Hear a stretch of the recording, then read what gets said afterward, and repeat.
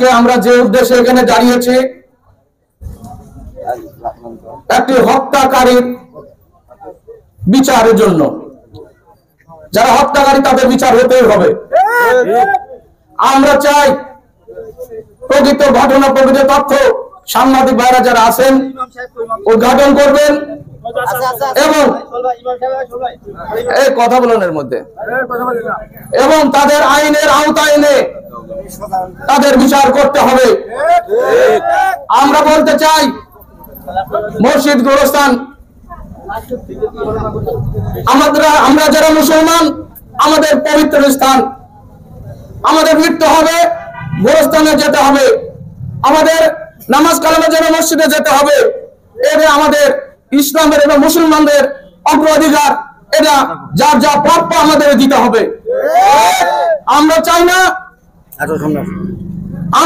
না মসজিদ গোরস্থান মাদ্রাসার জমি ব্যক্তিগত ভাবে কেউ ভক্ষণ করুক, দখল করুক, এটা আমরা চাই না, এটা হতে দেব না।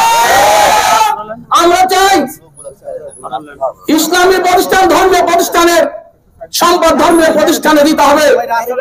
যদি কেউ কারো পক্ষপাতিত্ব করে বিষয়ে আমরা তার বিচার চাই। পাশাপাশি যারা খুনি আছে, যারা খুন করেছে, আমরা খুন চাই না। এই অনাকাঙ্ক্ষিত খুন আমরা দেখতে চাই না। আমরা যারা আছি আগামী দিনে যে কোনো সমস্যা, জমি হোক, গ্রামের যে কোনো সমস্যা হোক, আমরা আলোচনার মাধ্যমে সারব। যেহেতু আমরা একটা রাজনৈতিক দল, আমরা বাংলাদেশ জাতীয়তাবাদী দল বিএনপির সাথে জড়িত, আমরা নেতৃত্ব দেই। আমরা চাই না কোনো গ্যাঞ্জাম, বেচা, খুন খারাপি।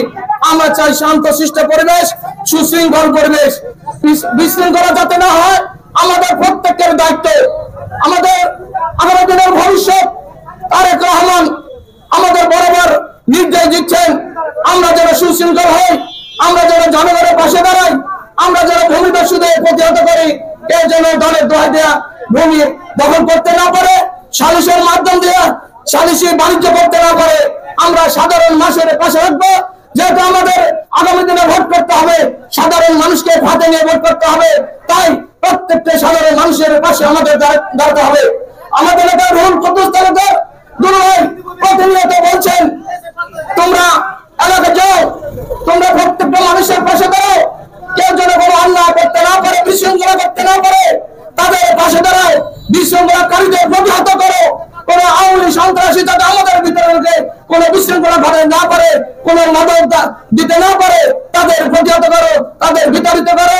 যদি আমাদের মধ্যে কেউ কোন আওয়ামী লীগের তাদের যদি আমাদের মধ্যে নিয়ে আসার চেষ্টা করে, তাদেরকে প্রতিহত করো।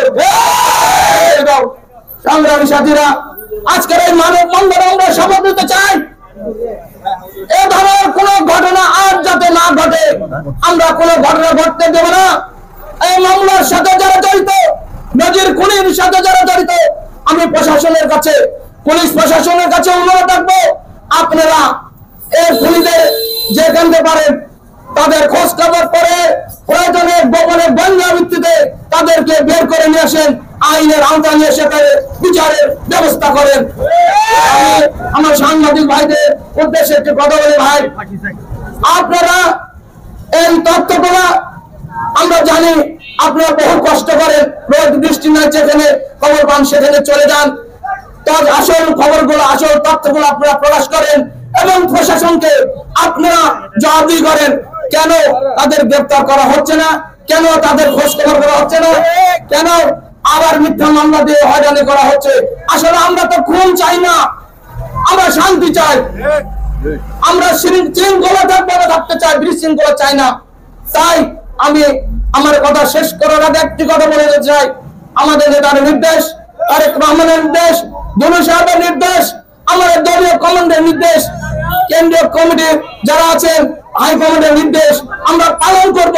সাধারণ মানুষের পাশে থাকবো। কোন ভূমিদস্যুদের পাত্তা দেব না, কোন বিশৃঙ্খলাকারীদের পাত্তা দেব না, কোন খুনিদের পাত্তা দেব না। আমরা তাদের প্রতিহত করবো এবং তাদের বিচার চাই। আমি আমার কথা শেষ করছি।